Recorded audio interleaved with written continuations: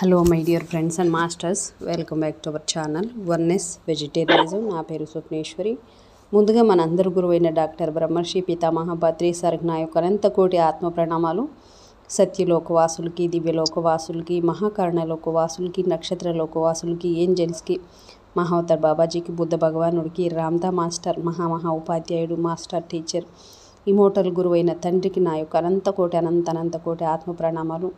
ఈ వర్తమానంలో ఉన్న సమస్తానికి, సర్వానికి, ఈశ్వానికి, శాంతికి, శక్తికి, కాంతికి, చైతన్యానికి, ప్రేమకి, పంచభూతాలకి, సమస్త మూగజీవులకి, భూమాతకి నా యొక్క స్వయానికి కూడా అనంతకోటి ఆత్మ ప్రణామాలు. మరి రోజులాగా ఈరోజు మరింత జ్ఞానాన్ని, విజ్ఞానాన్ని షేర్ చేయడానికి శాంత మేడంకి వెల్కమ్ చేద్దాం. Madam welcome. Welcome to our session madam. Over to you madam. Shanta madam. Thank you madam. Thank you. ముందుగా మన గురువు గారైన బ్రహ్మర్షి మహాపత్రీశ్వర్ గారికి, స్వర్ణమాల పత్రి మేడం గారికి అనంతకోటి ఆత్మ ప్రణామం తెలియజేసుకుంటూ, విశ్వంలోని గురువులందరికీ కూడా శతకోటి ఆత్మ ప్రణామాలు, కృతజ్ఞతలు తెలియజేసుకుంటూ, రామ్దా మాస్టర్ గారికి అనంతకోటి మాస్టర్, గురువు, టీచర్, ఉపాధ్యాయులైన రామ్దా మాస్టర్ గారికి అనంతకోటి కృతజ్ఞతలు, ధన్యవాదాలు తెలియజేసుకుంటూ, వన్నెస్ వెజిటేరియనిజం టీవీ వ్యవస్థాపకురాలు టీవీ స్వప్నేశ్వర్ మేడం గారికి కూడా నా ఆత్మ ప్రణామాలు, కృతజ్ఞతలు, ధన్యవాదాలు తెలియజేసుకుంటూ, నాకు సహకరిస్తున్న నా కుటుంబ సభ్యులకు, నా కన్న తల్లిదండ్రులకు కూడా కృతజ్ఞతలు తెలియజేసుకుంటూ, మహా అవతార్ బాబాజీ అనే పుస్తకాన్ని చదువుతున్నాను. నా స్వయానికి, ఈ వర్తమాన క్షణానికి కూడా కృతజ్ఞతలు తెలియజేసుకుంటూ, సహకరిస్తున్న ఆత్మదేవులందరికీ కూడా కృతజ్ఞతలు తెలియజేసుకుంటూ, మహా అవతార్ బాబాజీ ప్రెజెంట్స్ తో ఈ పుస్తకాన్ని నేను చదువుతున్నాను. Thank you.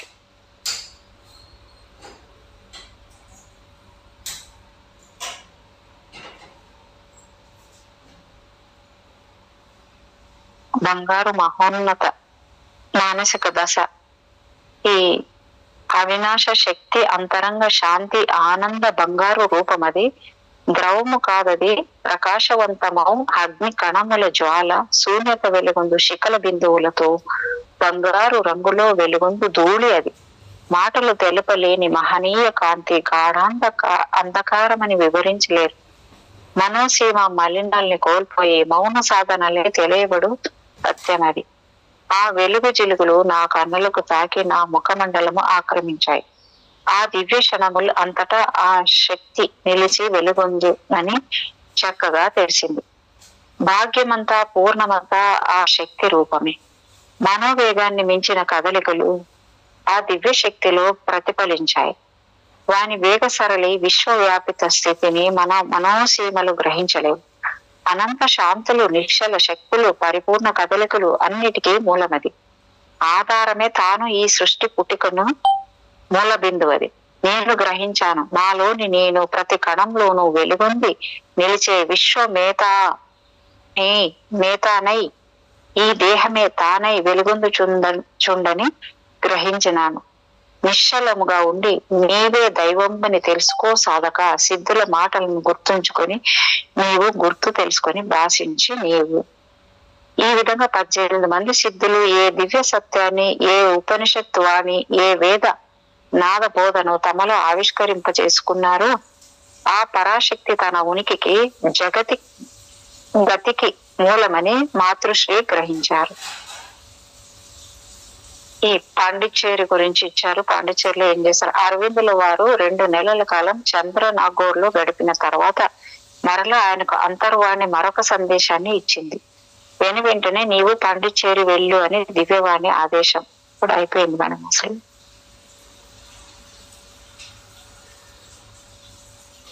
మొదటి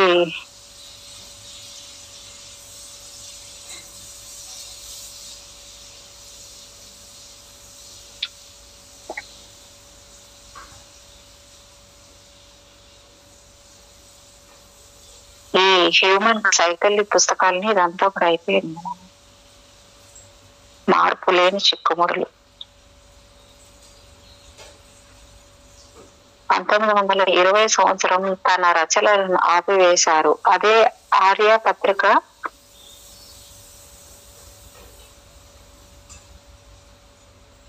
అది ప్రచురణ. ఆ తర్వాత కాలంలో దాదాపుగా 30 సంవత్సరాలు ఉత్తర ప్రత్యుత్తరాలకు మరియు 238 లైన్లు గల సావిత్రి రచన రూపం దిద్దుకున్నది. మానవ వ్యక్తీకరణలకు, మానవతా సృష్టికి మూలమైన అనేక భావాలు విశాలంగా నిశితంగా ఆయన మనోసీమ లోతుల నుండి అనుభవాల పరంపరగా రూపుదిద్దుకున్నది. మార్పులేని చిక్కుముడులు. మానవత్వం గందరగోళంలో కొట్టుమిట్టాడుతున్న తరుణంలో అరవిందుల వారు దార్శనికులుగా లభించారు.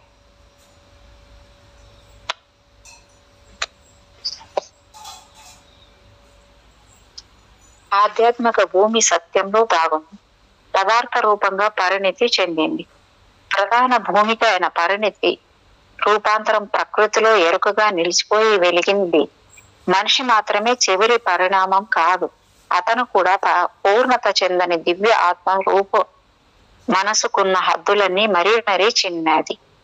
మార్పు కూడా మాధ్యమం మనసు మాత్రమే సుమా. మనిషి పరిధి మనోసీమ దాటడం బహు కష్టం.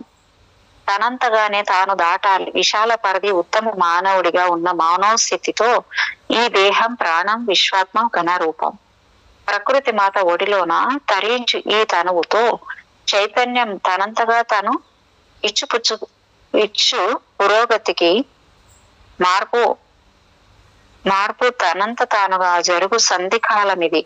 ఒక మహోన్నత దశ ఆవిష్కారంలో ఎన్నో విపత్కర పరిణామాలు చోటు చేసుకుంటాయి. వీని ప్రభావం పదార్థంలో ప్రాణంగా మనోస్థితిగా దర్శనం ఇస్తుంది. ఒక చక్కని మాటను అరవిందుల వారు ఆవిష్కరిస్తారు. ఎన్ని విపత్కర పరిస్థితుల్లోనైనా జాగృతిబద్ధమైన మనోస్థితితో కలిసి సాధన సాగితే మన ప్రగతి మన చేతిలోనిదే. దివ్యమైన మార్పు కోసం జరిగే తపన కేవలం మన శక్తితోనే కాక మనల్ని అధిగమించి నిరంతరం వర్ధిల్లే దివ్య శక్తి యొక్క ప్రసార ప్రవాహం తొందరగా మనల్ని మారుస్తుంది. ఆ దశలో ఈ భౌతిక దేహస్థితి, మనోశక్తి, స్వభావము, అనంత శక్తి ఎంతో విస్తృతం అవుతాయి. అరవిందులు సందేశం ఇస్తూ ఆధ్యాత్మిక పథంలో శరీరం అవరోధం అనుకుంటే పొరపాటు. అనంతమైన ఆధ్యాత్మికత సహజమైన భూమిక అవతరణ కావాలి. శరీర స్థితి మార్చాలి. తెలుసుకో. పూర్ణ జ్ఞాన దేహస్థితి పూర్ణత్వం పొందాలన్న పూర్ణమైన కోరిక నీలోన నిండాలి. నిన్ను నీవుగా నీ శరీరాన్ని మలుచుకో. నీ మనసుకు సరిపోయే సాధనను కూర్చుకో. భూమి పైన నీ సాధన సాగాలి పురోగతిన. అజ్ఞానపు చీకట్లు ఈ జగతిని జయించు. ఈ భూమికలోన సాధనయే పూతగా సాగించు. జీవితం సాగిపో ముందుకు. సాధనతో దివ్యత్వం పొందలేకపోయావా? విముక్తిని పొందటం నీ జీవన మేడం బాగా వినిపిస్తుందా మేడం? నేను డబుల్ సౌండ్ వస్తుందని కొంచెం ఇయర్ ఫోన్ తీసేసాను. ఏం బాగా వినపడుతుంది మేడం? ఓకే. దివ్య సాధనతో దివ్యత్వం పొందలేకపోయావా? ముక్తిని పొందటం నీ జీవన హక్కు సుమా. పరిపూర్ణ మానవుడిగా వికాసాన్ని పొందటం, వివేకాన్ని సొంతంగా నీలోనే ఆవిష్కరించు పూర్ణతను, దివ్య జీవనాన్ని పొందకుంటే ఈ పుట్టక పుడిమి తల్లికి భారంగా నిలువదా? నీ నిక్షయ మనోశక్తి అనుబంధంగా విశ్వశక్తి స్పందిస్తుంది. ఆ విధంగా నీలోని శక్తి అమరతత్వాన్ని, పూలరేకుల వలె తేలిక తత్వాన్ని, అందాన్ని, ప్రకాశాన్ని, అమూల్య ఆనందాన్ని ఆవిష్కరింపజేస్తుంది. ఎన్నో అద్భుత మానసిక మార్పులు చోటు చేసుకుంటాయి. విశ్వశక్తి ఆరాధన, విశ్వశక్తి స్పందన నీలోని ప్రతిబింబాన్ని ప్రతిఫలించి నీ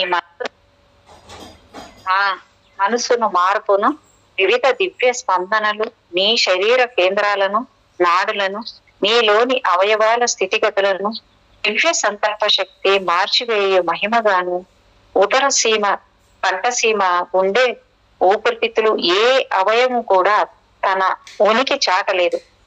అంతటా స్పందనే స్పందన. అవయవం గుర్తుకు అవయవమే కాని గుర్తు తెలుపు శక్తి కాను చిన్మయునిగా దివ్యాత్మని నింపివేయి స్థితి.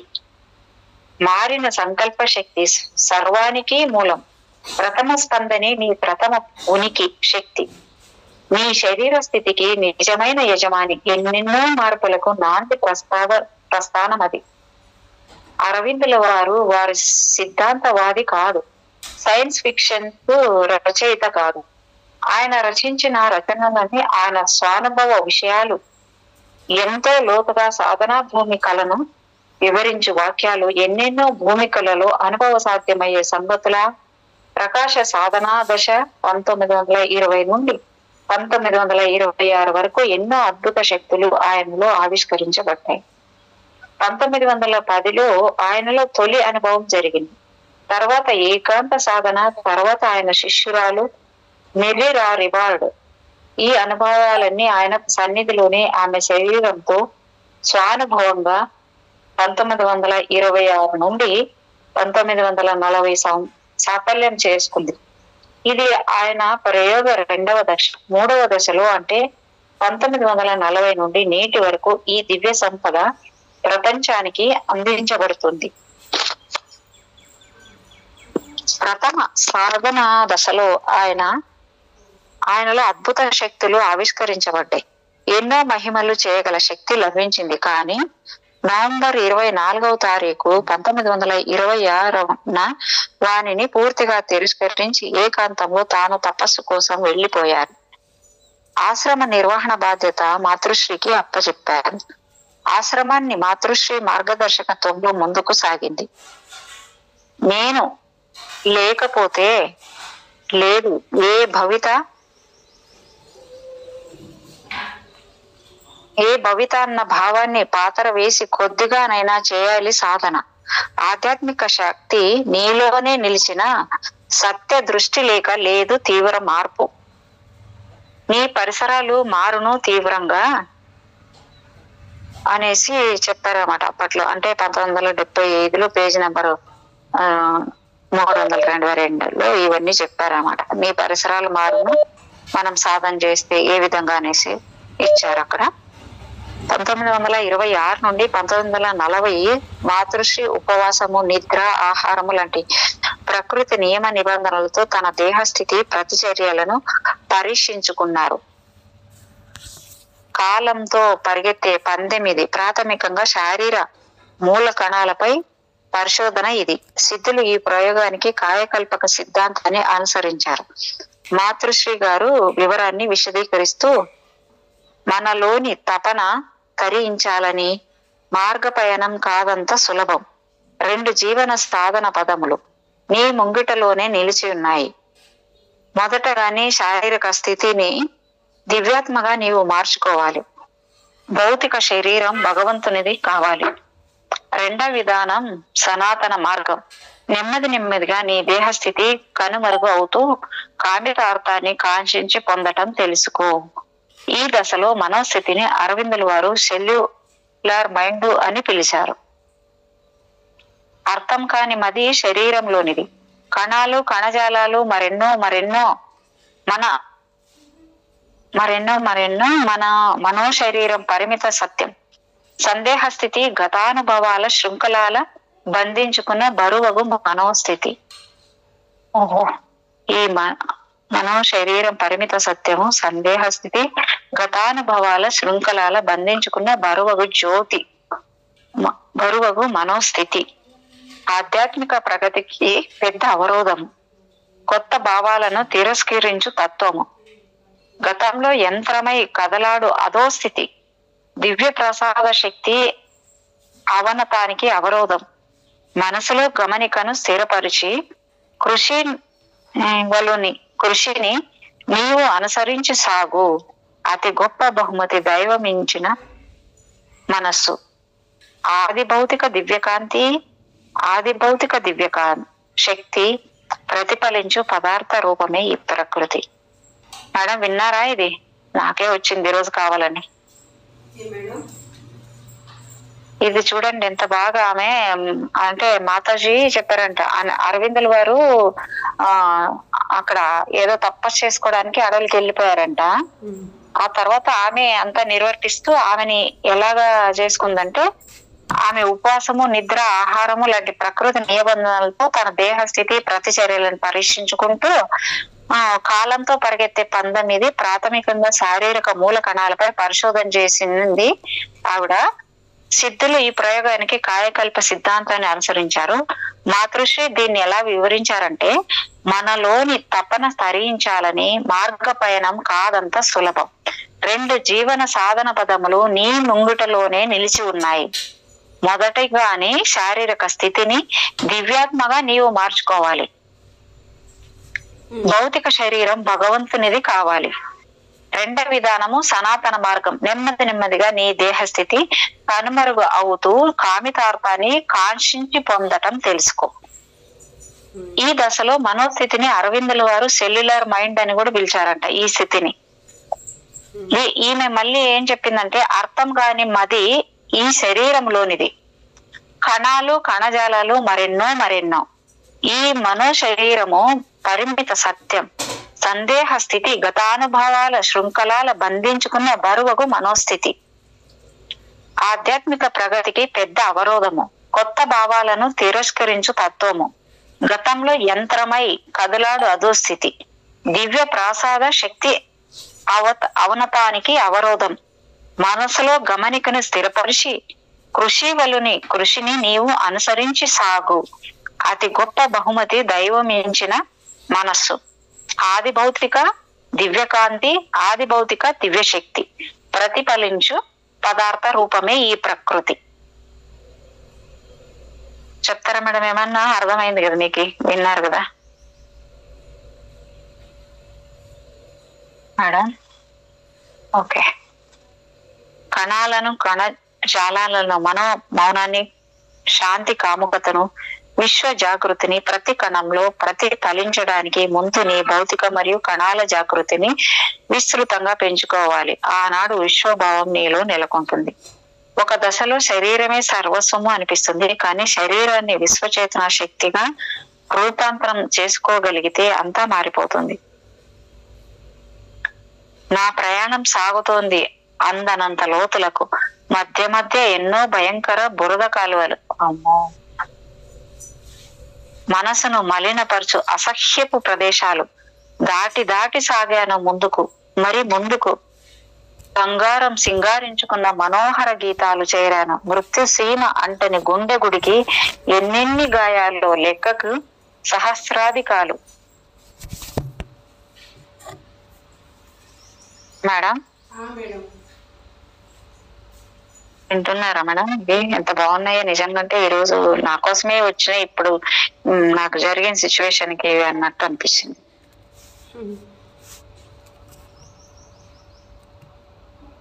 ఇదొక్కటి చెప్పనా మేడం? మళ్ళీ ఏమైనా పని ఉంటే చేసుకోండి మేడం. మళ్ళీ విందాం. మళ్ళీ వస్తాను మేడం, లాస్ట్ మాట్లాడతాం. ఓకే. అరవిందుడు మరియు మాతృశ్రీ పరిపూర్ణ మార్పు అనేది ఒక్కడి వల్లనే సాధ్యం కాదు. అందులో చాలా మంది పాత్రధారులు కావాలి. మానవతకు సహాయం ఏ ఒక్కనికే అసాధ్యం. ఎంత గొప్ప స్థానమైనా పొందే సాధన మార్గం ఒక్క వ్యక్తి కొరకు కాదు. సంఘశక్తి అంతటిది. దివ్య కాంతి దిగి వచ్చినా ఆగలేదు ఒక్క చోట. కదలి సాగాలి చిట్ట చివరి స్థాయి వరకు. దివ్య శక్తి పాతాన్ని చివరి స్థాయిలో కూడా నిలుపుకునే శక్తితో నిలవాలి ఈ జగతి. ఏ ఒక్కరో ఒంటరిగా పూనుకుంటే పరిపూర్ణమైన మార్పు అంతటా మారుతుంది. ప్రతి భౌతిక శరీరం ఏ స్థితిలో ఉన్నా ప్రత్యేకమైన శ్రద్ధతోటి నిజమైన పని జరిగితే విశ్వశక్తి ఆవాహన హద్దులేని అవధి లేని మార్పును పొందుతుంది. ఒక్క శరీరం నందైనా కావాలి సమూహాలు, కనీసం 10 మంది అయినా విశ్వమాత విభూతులను పెంచడానికి. 3వ దశ ఆత్మ దర్శన మార్గంలో 1940 సంవత్సరం నాటికి శ్రీ అరవిందులు మాతృశ్రీ వారిలో పరిపూర్ణమైన మార్పును సంతరించుకుని 3వ దశకు చేరారు. ఈ మార్పు తర్వాత ప్రపంచ మార్పును కాంక్షించే కార్యక్రమానికి శ్రీకారం చుట్టారు.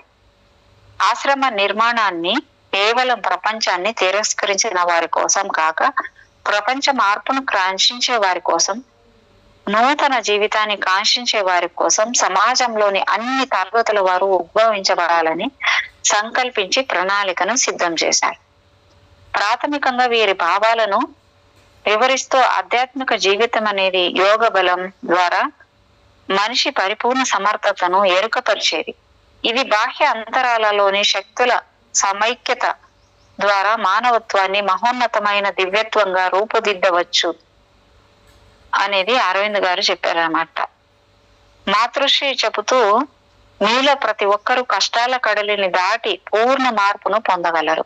ప్రయాణంలో ఎంత బరువైన బాధ్యతాయుతమైన కష్టాలు కలిగినా లెక్క చేయకండి. అసాధ్యమనే మాటకు జీవిత పుస్తకంలో చోటు ఉండరాదు. సర్వజన ఉద్ధరణ కోసం మన ముందు ఎన్నో అసాధ్యాలు ఎదురు చూస్తున్నాయి. పవిత్ర కార్యక్రమంలో అవి సుసాధ్యాలు అవుతాయి. అనేక గంటలు మీ ఒక్కరి కోసమే యోగా చేయకండి. మీరు చేసే యోగా ఇతరులను కూడా ఉద్ధరించే స్థాయిలో ఉండాలి. సంఘటితంగా దేశోద్ధరణ జరగాలి. జయించడం కాదు, అహంకార రహితంగా, అబద్ధాలకు దూరంగా, అక్రమాలను వేరుగా, ఇతరులకు చెడు చేయకుండా నిలబడగలిగిన బలీయమైన శక్తులు ఈ ప్రపంచంలో ఎదగాలి. ఇటువంటి వ్యక్తిత్వాలు సమర్థత, ముగింపు ఎరుగని సత్యసంధత అని అతని నిత్య జీవితంలో యుద్ధ రంగంలోని యోధుని వలె ప్రకాశిస్తూ మరలా తన్ను తాను జయిస్తూ అతని అంతరంగ అనుభవం తన ఒక్కనికే కాక ఎందరి అవసరాలకు, అనుభవాలకు సమర్థత అందిస్తూ ఇతరులకు మార్గదర్శకం కావాలి. అటువంటి ఆత్మద్రష్ట కేవలం వ్యక్తి కాదు, ఈ అనంత విశ్వ సృష్టి క్రమంపై సందిగ్ధత. 3వ దశలోనికి ఎదిగిన తర్వాత అరవిందులు మాతృశ్రీ 2వ దశానుభవాలను సంధీకరించారు. వాళ్ళు పొందిన సంఘటిత శక్తి విషయంలో వారే ఏకాంతంగా అంతరంగ మార్పుకు సాధన సాగటమా, తర్వాత మానవ సమూహానికి సంఘటిత సేవలు అందించటమా అన్న సందిగ్ధము రూపుదాల్చింది. అరవిందుని మాటలను కొంతమంది తిరస్కరించారు. ప్రతిఘటన లేకుండా ఏది మనుగడ సాగించలేదు కదా. అరవిందుల వారు కూడా విభిన్న దృక్పథాలను ప్రకటిస్తూ ఇలా చెప్పారు: ఎవరో ఒకరు ప్రారంభించాలి. ఆ తర్వాత ఉన్నత మానసిక దశ కలిగిన వారు దానిని మొదటి స్థాయి నుంచి 2వ స్థాయికి తీసుకొని వెళ్ళాలి. ఇది వేగంగా జరగకపోవచ్చు. ఈ దశ పొందటానికి శతాబ్దాల కాలం పట్టవచ్చు. అయినప్పటికీ కూడా ప్రకృతిలో అర్థం కాని ఎన్నో ఎరుకలోనికి రావచ్చు. ఆ భావజలాల పరంపర మరొక గొప్ప పుట్టుకకు, వేగవంతమైన మార్పుకు, అద్భుతమైన మహిమల ద్వారా కూడా జరగవచ్చు. మొదటి దశను పూర్తి చేసుకున్న తర్వాత మానవత ఆ దశ నుండి ముందుకు తొందరగా కదలలేకపోవచ్చు. కానీ ఆధ్యాత్మిక స్థాయిలు ఇటువంటి కాంతి పదంలో సాగే వారి మానసిక స్థాయిలలోనికి కూడా దిగి రావచ్చు. ఇంకా ఎన్నో సమూహాలు ఆ దివ్య కాంతి అవనత దశ స్వీకరించడానికి సిద్ధంగా ఉండకపోవచ్చు. అయినప్పటికీ మార్పు పరంపర నిరంతరం అన్ని పరిధులను, అవధులను దాటి కొనసాగుతూనే ఉంటుంది. పైన తెలిపిన విషయాలను గురించి తప్ప సరైన విభేదాలు, సుడిగుండాలు బయలుదేరాయి. అగ్ని మానసిక శక్తిని అరవిందుల వారు మాతృశ్రీ ఎందుకు తమ శారీరక స్థితిలో స్థిరపరచుకోలేదో అన్న ప్రశ్న శేష ప్రశ్నగానే మిగిలిపోయింది. అంతేకాక 18 మంది సిద్ధులు, రామలింగ స్వామి, చైనా టాయిస్ట్ అంటే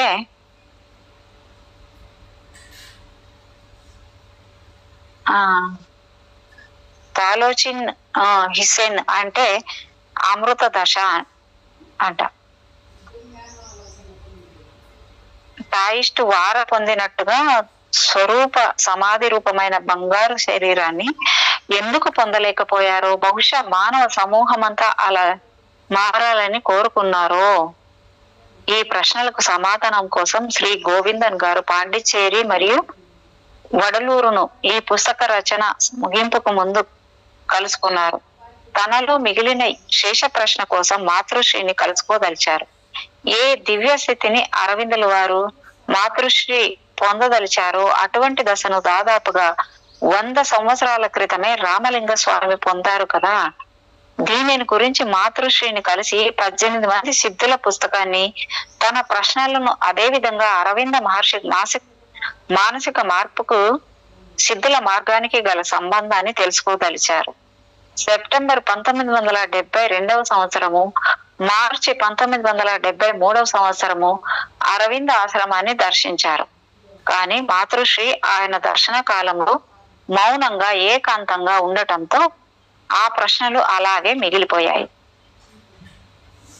విచిత్రం ఏమిటంటే అరవింద ఆశ్రమ సహ నివాసి అయిన పబ్లిక్ ఆడిటర్ అకౌంటెంట్ అయిన ఆర్టిఆర్ తులసిరాము 1969 నుండి ఇదే సమస్యను ప్రస్తావించారు.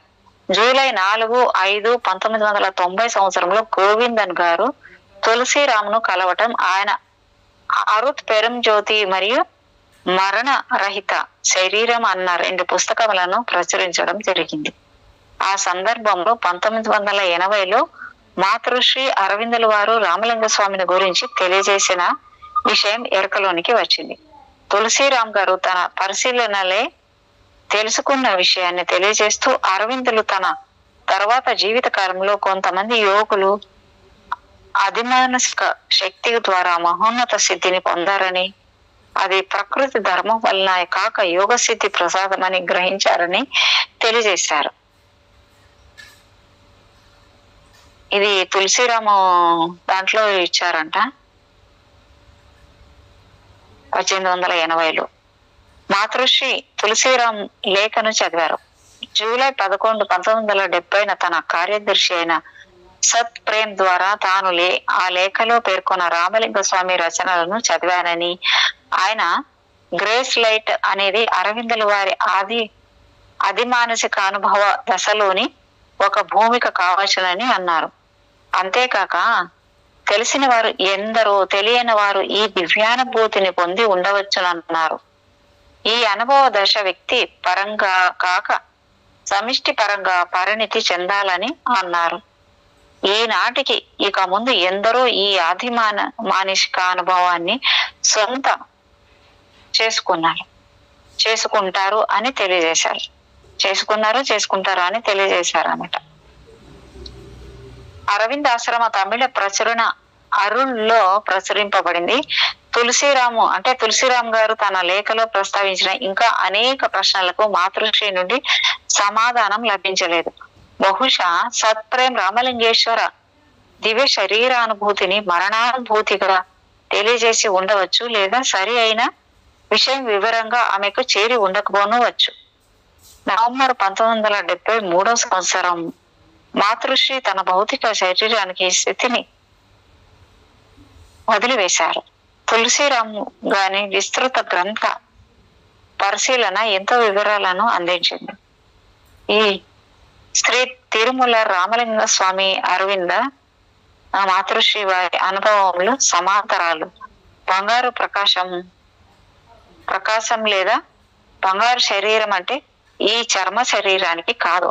అమృతత్వం రామలింగ స్వామి 18 సిద్ధులు అందించిన అమృత ప్రసాదం బంగారు శరీరం. ముగింపు ఇక్కడ రామలింగ స్వామి గురించేమో 1950 నవంబర్ ముగింపు నాటికి శ్రీ అరవిందుల వారి శరీరంలో రక్త సంబంధిత యురేనియా తరచు కనిపిస్తూ సంవత్సరాల వ్యవధిలో శరీరాన్ని బాధించసాగింది. తాను దానిని నయం చేసుకోవడానికి యోగ శక్తిని వినియోగించలేదు. ఎవరైనా స్వామి మీరు ఎందుకు యోగ శక్తిని వినియోగించి రోగ విముక్తులు కాకూడదు అన్నప్పుడు అది నీకు చెప్పేది కాదు, నీకు అర్థమయ్యేది తెలిసేది కాదు అన్నారు. కానీ విచిత్రము, డిసెంబర్ 4వ తేదీన ఆయన శరీరంలో యురేనియా వ్యాధి లక్షణాలు పూర్తిగా అదృశ్యం అయింది. అర్ధరాత్రి తర్వాత డిసెంబర్ 5వ తారీఖు 1950లో ఏఎం మాతృశ్రీ సమక్షంలో ఏరికతో మహాసమాధి పొందారు. ఆయన మహాసమాధి గురించి డిసెంబర్ 5న ప్రకటించారు. శరీరం శిథిల లక్షణం చూపించిన తర్వాతనే ప్రకటించాలని నిర్ణయించారు. ఎందుకంటే యోగులు ఒక్కసారి మరలా తిరిగి జీవితాలు అవ్వటం సాధారణం కనుక ఆ వ్యవధి తీసుకున్నారు. అంతేకాక మరణించిన శరీర ప్రకాశంలో మార్పు లేకపోవటం వల్ల బంగారు రంగుతో ప్రకాశిస్తూ ఉంది. 4 రోజుల తర్వాత కూడా ప్రకాశ స్థితిలో మార్పు లేదు. డిసెంబర్ 8న మాతృశ్రీ అరవిందుల వారి సందేశం అందించింది. నేను మరలా ఈ శరీరాల్లోకి రాను. ఈ శరీర ప్రయోజనం నెరవేరింది. అది భౌతిక మార్గంలో ఆది భౌతిక శరీరాన్ని పొందుతాను. ఇది అరవిందుల వారి సందేశ నిర్ణయం కనుక మాతృశ్రీ సమక్షంలో డిసెంబర్ 9వ తారీఖు 10 గంటల తర్వాత అరవిందుల భౌతిక శరీరం క్షయచిహ్నాలు చూపసాగింది. ఆశ్రమ ప్రాంగణంలో సాయంకాలం సమాధి చేశారు. అరవిందుని దివ్య బోధ నిరంతరం మనకు బోధిస్తోంది. మన పరిమాణం కేవలం వ్యక్తిగతం కాదు, సామాజిక దివ్య మార్పు కోసం ఆయన బోధించే ప్రపంచం సిద్ధులు సాంప్రదాయ ప్రసాదం, నీతివంతమైన జీవనం, మార్గదర్శక బోధ సర్వాన్ని అందిస్తుంది. విపులంగా విషయం చివరి అధ్యాయంలో వివరించబడింది. 11వ అధ్యాయం మనోశారీరక ధర్మశాస్త్రం, క్రియా కుండలిని యోగ. శ్వాస శరీర ధర్మశాస్త్రం గురించి ఇక్కడ 11వ అధ్యాయంలో ఇచ్చారు. శరీర మనుగడకు స్థితికి ఆధారం నీ ప్రయత్నపూర్వకంగా లేదా అప్రయత్నంగా నిరంతరం నీలో జరిగే శ్వాస ప్రక్రియ. నీవు ఎరుకతో శ్వాసించిన, నియంత్రించిన, తనంత తానుగా శ్వాస ప్రక్రియ సాగిన ఈ శ్వాస ప్రక్రియ తీసుకున్న ఆహారాన్ని జీర్ణం చేసి శారీరక ధర్మాన్ని నిర్వహించడంలో మనసుకు శరీరానికి మధ్య ఒక మాధ్యమంగా సాగుతుంది. ఈ మాధ్యమ నిర్వహణ ఆగితే శరీరమే ఉండదు. శ్వాస ప్రక్రియ సరాసరి మన ఉద్రేకాలకు, మానసిక స్థితులకు సంబంధాన్ని కలిగి ఉంటుంది. కోపం నీ బంధువైతే శ్వాస ప్రక్రియ ఎంత గందరగోళంగా తయారవుతుందో గమనించావా? నీ మానసిక స్థితులైన భయము, ఆశ్చర్యాలు, విషాదకర మనోస్థితులతో విశ్రాంతి దశలలో, నిశ్చల మానసిక దశల్లో శ్వాస నడక గమనిస్తే మన మనోస్థితికి, శ్వాసకు, మనసుకు, శరీరానికి గల సంబంధం చాలా తేలికగా ఎరుకలోనికి వస్తుంది.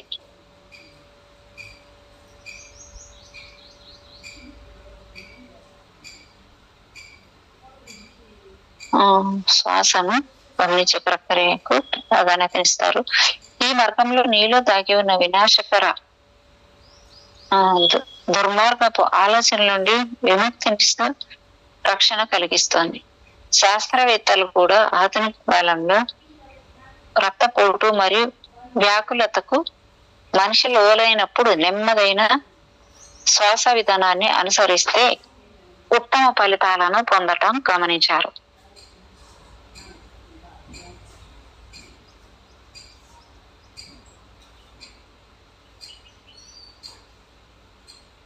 రెండు 214 పేజీ.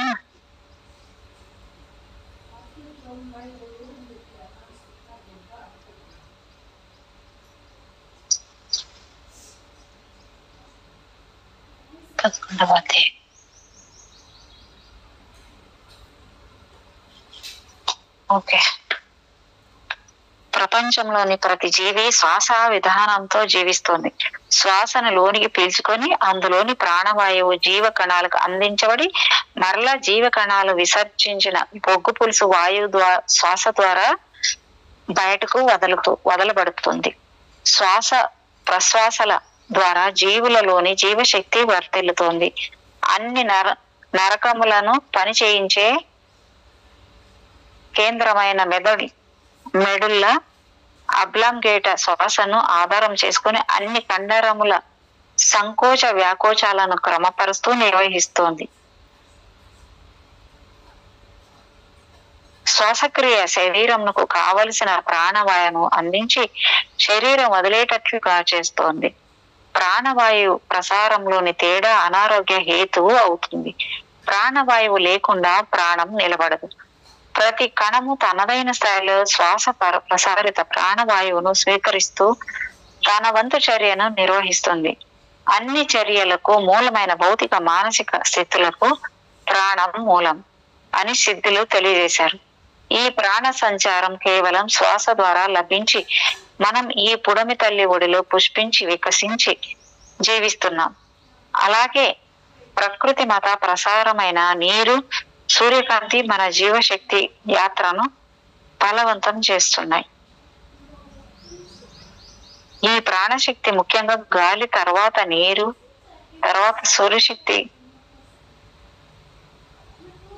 తర్వాత సూర్యశక్తి ద్వారా శరీరానికి అందించబడుతుంది. కొన్ని ప్రత్యేక ప్రాణ గ్రహాలు శరీరానికి అందుతాయి అని అవి ఎలా అందించబడతాయి ఛాయాచిత్ర లేఖనం ద్వారా భారతీయ సిద్ధులు, చైనా సిద్ధులు తెలియజేశారు. ఈ ప్రత్యేక నాడీ మండల కేంద్రాలను చైనీయులు కూడా గుర్తించి ఆ స్థానాలను ఆక్యుపంక్చర్ వైద్య పద్ధతులు కూడా వినియోగించారు. ఈ స్థానముల ఉనికిని, వాని ప్రభావాలను భారతదేశంలో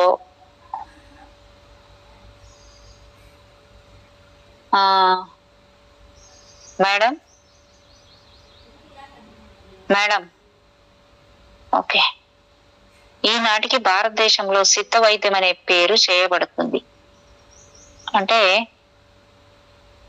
ఈ స్థానముల ఉనికి, వాని ప్రభావాలను భారతదేశంలో వర్మ అనే ఆయుర్వేద వైద్య విధానాన్ని సిద్ధ సాంప్రదాయంలో అభివృద్ధి చేసిన మహనీయుడు.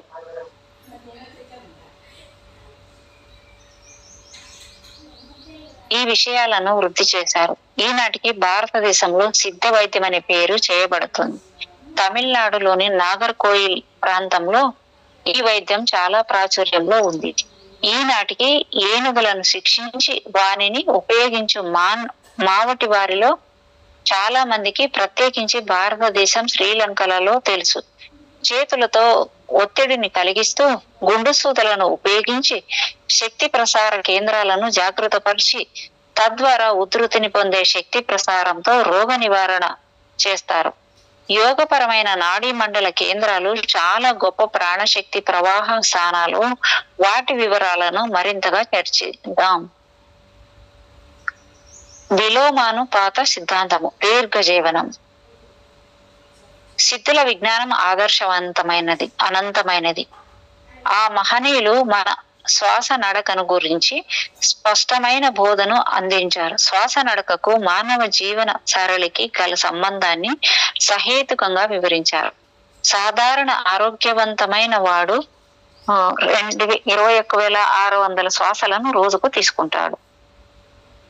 అంటే 15 × 60 minutes per hour into 24 hours. ఈ విధమైన శ్వాస సరళిని అతనికి 120 సంవత్సరాల దీర్ఘ జీవనాన్ని ప్రసాదిస్తుంది. ఇది శాస్త్రబద్ధమైన విషయం. శ్వాసతో పాటుగా గీతాచార్యులు తెలియచేసిన యుక్త విహారము కూడా ముఖ్యమైనవి. నీవు ఎంత వేగంగా, శక్తివంతంగా శ్వాస ప్రశ్వాసాలను నిర్వహిస్తావో గమనించు. సాధారణ శ్వాస విధానంలో శ్వాస తీసుకోవటంలో 12 అంగుళాల దూరం నుండి 8 అంగుళముల దూరంలో ఉన్న వాయువుని మనం ముక్కు పుటాల ద్వారా స్వీకరించడం జరుగుతుంది. శ్వాస ద్వారా తీసుకున్న శక్తి శరీరానికి ఇచ్చి మనస్సు 120 సంవత్సరాల జీవనానికి సహకరిస్తుంది.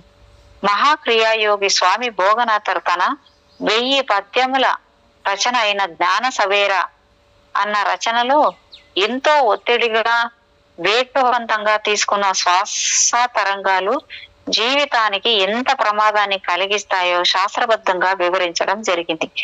పరిగెత్తేటప్పుడు 42 అంగుళముల దూరం నుండి, ప్రతి క్రీడలో 50 అంగుళముల దూరం నుండి, ఆహార సేవనం అప్పుడు 18 అంగుళముల దూరం నుండి, నడకలో 24 అంగుళముల దూరం నుండి, నిద్రలో 60 అంగుళముల దూరం నుండి శ్వాస నడక సాగుతుంది.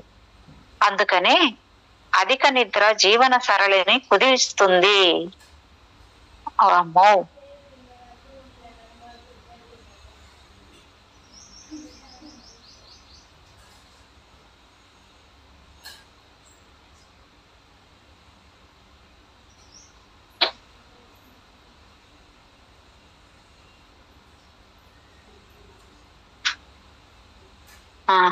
ఇది అంటే వృధా అవుతుంది అంటే మనకి ఇక్కడ శ్వాస గురించి ఎంత ఎంత చాలా బాగా చెప్పారు మేడం ఇక్కడ శ్వాస గురించి. అందుకని అధిక నిద్ర జీవన సరళిని కుదిస్తుంది.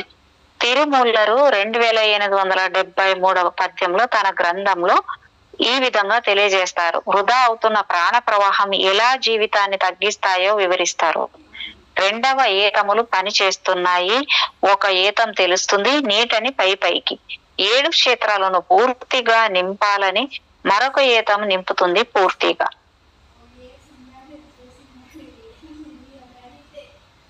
ప్రతి క్షణం కూడా నిండిపోవాలని. ఏ ఏతం పని అయినా సరిగా జరగకపోతే విత్తనాలన్నీ వృధాగా నాశనం అవుతాయి. తెలుసుకో సాధనగా యోగ ఫలం పంచుకో. ఏ మాత్రం క్రమత జారిన జన్మం వృధారా కాలమంతా కరిగిపోవు. ఎంత అద్భుతంగా ఉంది మేడం ఈ 11th చాప్టర్. ఏ తాము అనేది బావిలోని నీటిని తోడటానికి పూర్వకాలంలో రైతులు పొలంలో ఉపయోగించే ఒక సాధనం. శరీరంలో ఉత్పత్తి అయ్యే ఇంద్రియము శక్తివంతమై 7 కేంద్రాలలో లేదా 7 చక్రాలలో సరి అయిన స్పందనను కలిగించి శరీరాణువులను శక్తివంతంగా చేసి మానవ జీవ పరిమాణాన్ని పెంచుతూ ఆహారమును సక్రమంగా అరుగుదల కానివిస్తూ రోగరహిత దేహాన్ని కలిగి ఉండడానికి కావలసిన సాధన భోగనాథర్ తిరుమూలర్ లాంటి పుణ్యమూర్తులు అందించారు. తిరుమందర అన్న ఆయన తంత్రశాస్త్ర రచన 3వ భాగంలో ప్రాణ ప్రవాహాలను ఎలా సరి చేసుకుంటూ పొడమి తల్లి ఒడిలో పూర్ణంగా 120 సంవత్సరాలు ఎలా జీవించాలో వివరిస్తారు.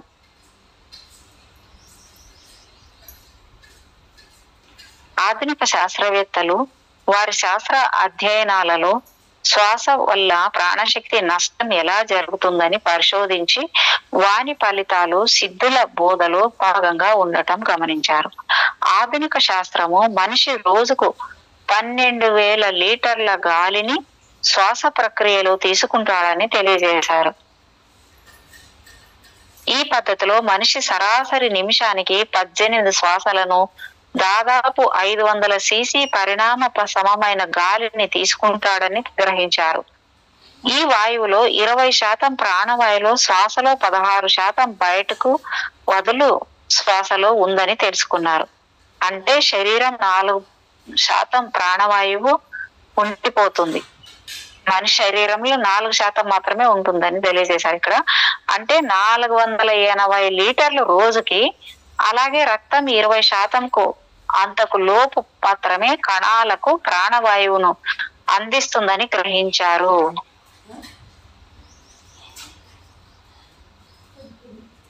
మేడం చెప్పండి మేడం. మాట్లాడారా మేడం?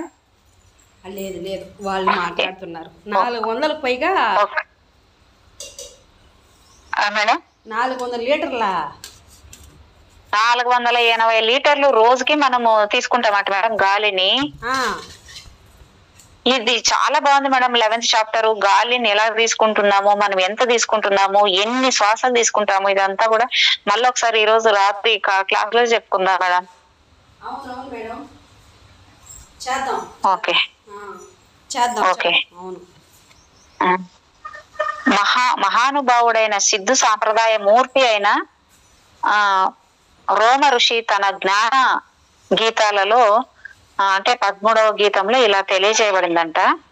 దాని ప్రయాణంతోనే తరుగుతుంది జీవన గతి, అది స్థిరమై నిలిస్తే జీవనము స్థిరమగును. ఇక్కడ ఉపయోగించిన అది అనేది ప్రాణశక్తి వినియోగాలకు సంబంధించినవి. ఎవరైతే ప్రాణశక్తిని నష్టపరుచుకుంటారో వారి జీవితం నష్టపోతుంది. సాధకుడు తన శ్వాస శక్తి ఖర్చైనా మరణించవలసిన పని లేదు. తాను విశ్వశక్తితో ఏకమైతే జనన మరణాల హద్దులు చెరిగిపోతాయి. వావ్. యోగి ఎస్ఏఎస్ రామయ్య గారు దేనిని విలోమానుపాత సిద్ధాంతంతో పోల్చి వివరించారు. శ్వాస తీసుకునే వేగానికి జీవిత పరిణామానికి గల విలోమ సంబంధం తెలియజేస్తారు. రోమ ఋషి కాలంలో మనిషి సాధారణ జీవనం 120 సంవత్సరాలని తెలియజేశారు. అంటే రోజుకు 21,600 సార్లు శ్వాస నడిచిందన్నమాట. అంటే నిమిషానికి 15 శ్వాసల నడక అన్నమాట. 18 సార్లు నడక సాగితే జీవన ప్రమాణం 96 సంవత్సరాలు. అదే శ్వాస నడక మేడం చూడండి.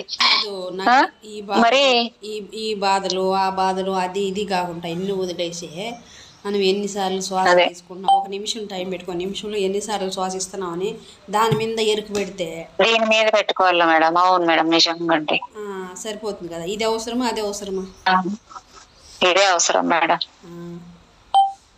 అంటే రోజుకి 21,600 సార్లు శ్వాసించిందన్నమాట. అంటే నిమిషానికి 15 శ్వాసల నడక అన్నమాట. 18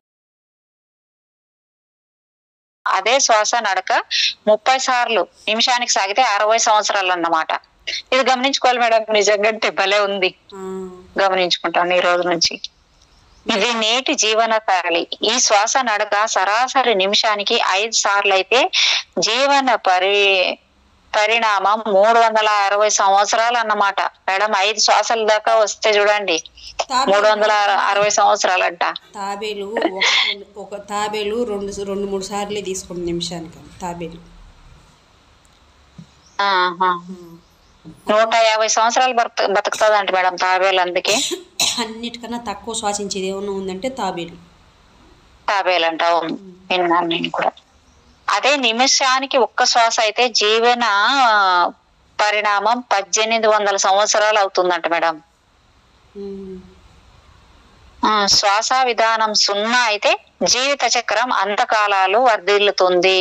అంటే అక్కడ శ్వాస అనేది లేకుండా, అంటే ఇంకా శ్వాసించేది మళ్ళీ లేదు అనుకుంటే, అదే చేసుకుంటే మనం చేయాల్సిన పని అదే అన్నమాట. Okay okay. యోగి రామయ్య గారి నేటి జంతు శాస్త్ర పరిశోధనలు సిద్ధుల విజ్ఞానం ముందు శిరస్సు వంచి మోకరిల్లుతున్నాయి. సముద్ర తాబేలు నిమిషానికి 4 లేక 5 సార్లు మాత్రమే శ్వాసిస్తూ 300 సంవత్సరాల పైచిలుకు జీవన విధానాన్ని కలిగి ఉంది. అలాగే చలికాలంలో కప్పలు, ఎలుకలు, ఎలుగుబండ్లు కలుగులలోకి వెళ్ళి చాలా దీర్ఘ నెమ్మది శ్వాసతో జీవించగలగటం మన ఎరుకలోనిదే. అంటే ఈ రామయ్య అని ఆయన రాశారు మేడం. రామయ్య అని మా లాస్ట్ ఇంతకు ముందు చెప్తాను కదా 3 రోజుల క్రితము, ఆయనది ఇదంతా రాశారు. ఆయన తెలుసుకొని ప్రతిదీ శ్వాసను గమనించుకుంటూ ఆయన చేశాడు మేడం. నిజంగా అంటే ఆయన అందుకే ఆ రోగం వచ్చినప్పుడు కూడా ఆయన మళ్ళీ ఎలాగా మహావతార్ బాబాజీ బతికించారు అన్నప్పుడు అది చెప్పి బోధించినప్పటికీ ఆయన అది చేసి మళ్ళీ ఇక్కడ రాశారు చూడండి. ఇంకా నీ ప్రాణశక్తిని నిధిగా చేసుకో అనేది చెప్తున్నారు ఇక్కడ. మానవ సమూహానికి సేవ చేస్తూ తన్ను తాను తెలుసుకునే మార్గం వైపు అడుగులు వేసే మహనీయులు చేసిన సాధనా మార్గం. నీ శ్వాస ప్రవాహాలకు క్రమపరుచుకుంటూ ప్రాణశక్తి ప్రవాహాలను సమర్థవంతంగా వినియోగించుకుంటూ సాగే సాధన సిద్ధుల ప్రసాదం. అంతేకాక శ్వాస మీద పట్టు ఉన్న మహనీయులు వారి అభిష్టం మేర జీవిస్తూ సామాజిక కళ్యాణానికి పాటుపడతారు. మనం తీసుకునే శ్వాసలోని ప్రాణవాయువు నరములకు శక్తిని చేకూరుస్తూ ఆలోచన సరళిని కోరికల సాధన కొరకు ఇలా ఖర్చు అవుతూ శ్వాస ద్వారా సమకూర్చబడే శక్తి మెదడులోను నరముల శక్తి కేంద్రాలలో నిక్షిప్తమై శరీరవయవ అవసరములకు అందించబడుతుంది. ఆధ్యాత్మికంగా పురోభివృద్ధి చెందిన మహనీయులు సిద్ధులు ఈ ప్రాణ ప్రవాహాలను వారి మనో ఇచ్చ ప్రకారం వినియోగించగల సమర్థులు. మన శరీరంలోని ప్రతి కదలికకు మూల కారణం నరముల నుండి లభించే ప్రేరణ శక్తి ప్రసారాలు. ప్రతి అవయవం కదలికకు శక్తి ప్రసారం అవసరం. నరాలకు కావలసిన శక్తి మనకు ప్రాణం ద్వారా లభిస్తుంది. ఈ ప్రాణ సంచార శక్తి సూర్యుని వల్ల లభిస్తుంది. సూర్య మండలాంతర్గత సవితృ స్వరూపమైన ప్రాణశక్తి శూన్యం ద్వారా ప్రయాణించి భూతలంలోని మనకు అందించబడుతుంది. నాడీ మండల స్పందన ద్వారా వ్యక్తమగు ఈ శక్తి సంచారం లేకపోతే గుండె పనిచేయదు, ఊపిరితిత్తులు శ్వాసించలేవు, రక్త ప్రసరణ జరగదు, ఏ అవయవము పనిచేయదు. ప్రాణశక్తి విద్యుత్ శక్తి వలె నాడి మండలాన్ని శక్తివంతం చేస్తుంది. అంతేకాక శరీరాన్ని అయస్కాంతీకరణం చేసి శరీరం చుట్టూ శక్తి వలయాన్ని ఏర్పరుస్తుంది. శరీరం శక్తివంతం అయ్యే ప్రక్రియ మొదటగా లభించేది ప్రాణాయామ సాధన ద్వారా. శ్వాస నియంత్రణాబద్ధమైన ప్రాణాయామము మానవ దేహానికి ప్రకృతి మాత అందించిన దివ్య ప్రసాదం. ప్రాణాయామ సాధకుడు ప్రాణశక్తిని తనలో ఆవిష్కరింపజేసుకుని శారీరక స్థితిని ప్రశాంతవంతంగా, వికాసవంతంగా, శక్తివంతంగా నుంచుకొని తనను కలిసిన వారికి కూడా ఈ ఎరుకను ప్రసారం చేయగలడు. వారిలోని ఆకర్షణ శక్తికి ఇది ప్రథమ సంకేతం. ప్రపంచంలోని ఎందరో మహనీయులు దివ్య ఆకర్షణ శక్తి సొంతం చేసుకున్న వారే. బలరామయ్య అనే ఆయన 1970లో పేజీ నంబర్ 34, 35లో ఇచ్చారంట. ఇక్కడ మన ఈ బొగ్గు పులుసు కొని బయటకు వదిలేదాన్ని ఏమంటారు, మన శరీరం వ్యర్థాలన్నీ వాయువులన్నీ బయటకు వదిలేదాన్ని బొగ్గు పులుసు అంటారంట కదా మేడం. అంటే నేను ఇంతకు ముందు విన్నాను, కానీ ఇది అనేది తెలిసింలేదు బొగ్గు పులుసు అంటే ఏంటని. బొగ్గు పులుసు వాయుతో నింపబడ్డ దేహ కణజాలాలను ఆక్సిజన్ తో పరిపుష్టం చేసి శక్తివంతం చేయటము శ్వాస విధానం ముఖ్య ఉద్దేశం. అంతేకాక శరీర ఉష్ణోగ్రతను నిరంతరం సమత్వంలో ఉంచుతుంది. శరీరంలోని మలినాలను బహిర్గతం చేయటంలో సహకరిస్తుంది. అధికంగా ఉన్న నీటిని తొలగిస్తుంది. శ్వాస ద్వారా స్వీకరించిన గాలిలోని ఆక్సిజన్ వాయుగోళాలలో రక్తంలోకి స్వీకరించే విధానాన్ని బాహ్య శ్వాస విధానమని, రక్తంలోని రక్త కణాలు ప్రాణవాయువును గ్రహించి వాటి కణజాలాలకు అందించు విధానాన్ని అంతర్శ్వాస విధానమని అంటారు. సిద్ధులు ప్రధానంగా దీర్ఘ జీవనాన్ని ప్రసాదించడానికి అంతర్శ్వాస విధానాన్ని ఆధారం చేసుకున్నారు. శ్వాసాంతర్గత శక్తిని మేడం ఇప్పుడు చదువుతున్నది ఆ పేర అయిపోతే ఆపుతాం మేడం. ఓకే మేడం, కొంచెం ఉంది, 1-2 వాక్యాలు ఉంది, చెప్తాను. సిద్ధులు ప్రధానంగా దీర్ఘ జీవనాన్ని ప్రసాదించడానికి అంతర్శ్వాస విధానాన్ని ఆధారం చేసుకున్నారు.